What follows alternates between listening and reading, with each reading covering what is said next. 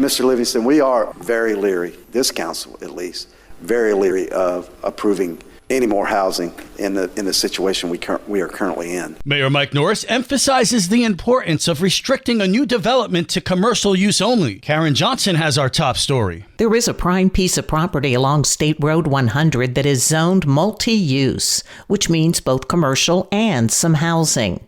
Developer Representative Jay Livingston says the plan is to honor City Council's strong request for commercial use only. The plan is to bring this into the city through the annexation. That's this step on March 4th. That would then allow you all to adopt the property into your comp plan. So that's the next step, a flu map amendment, and eventually to make the future land use map mixed use, and then rezone it to COM2, the entirety of the property, C2, I mean. Meanwhile, Estate 100 still meets the city's level of service standards, except for the stretch from Seminole Woods Boulevard to Interstate 95. New development is required to pay for its share of increased traffic, a concern for Councilman Ty Miller. I know I ran on trying to bring more commercial to the city so that we can kind of even out our tax base in ways. So I certainly want this to happen, but we also need to consider how that's going to affect the already troubled roadway that we have right there. Then Vice Mayor Teresa Pontieri goes deeper into the concern of the final development use. When you come in the city, do what you can before in the county to give us some assurances as to what's going to happen on that property. Because right now, with all the good intentions, I mean, you know what? Your applicant could get a great offer from another developer and they could say, you know what? Yeah, we can sell this and not have to deal with the headache of developing it. And then we have a multifamily building because this purchaser now has different intentions. These are all things that have happened and that can happen. The discussion will continue for a while since there are several more steps toward the annexation. For Flagler's Local Morning News, I'm Karen Johnson.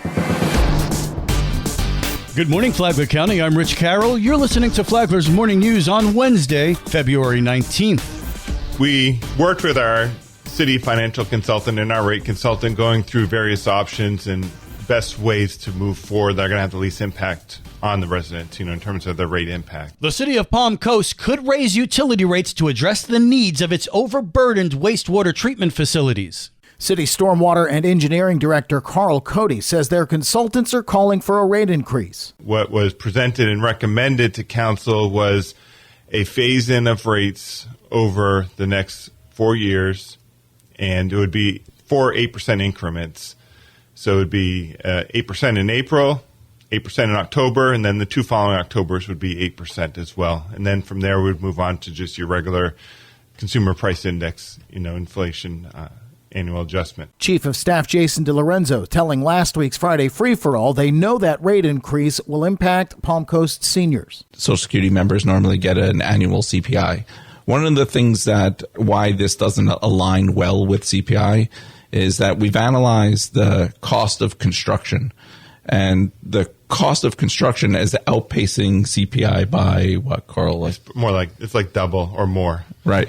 So you're right. It makes it really difficult for our residents that are on a limited income, but we're up against it. That's just the cost of what stuff costs now to build. Tomorrow, we'll hear from city staff on the wastewater system's capacity and a plan to improve it. From the WNZF Newsroom, I'm Daryl Moody.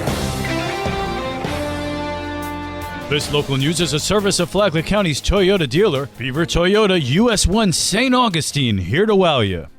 In other news, the city of Palm Coast will resurface a section of Florida Park Drive today following the installation of a sewer force main. The project will take place in the southbound travel lane between Forest Hill Drive and Palm Harbor Parkway. After the force main was installed, an initial patch repair was completed to maintain road conditions. However, a full milling and resurfacing were always planned to provide a long-term fix. A maintenance of traffic plan will be in place with flagging operations guiding vehicles safely through the zone. The work is expected to be completed today, weather permitting. Motorists are advised to drive with caution, follow posted signs, and allow extra time for travel while crews are on site. And finally, 2 vacancies on the Palm Coast Code Enforcement Board were filled during yesterday's City Council meeting. The council appointed Robert Calabrese and Paulette Hatfield to serve on the board. And now you're up to date on Flagler's Morning News. I'm Rich Carroll.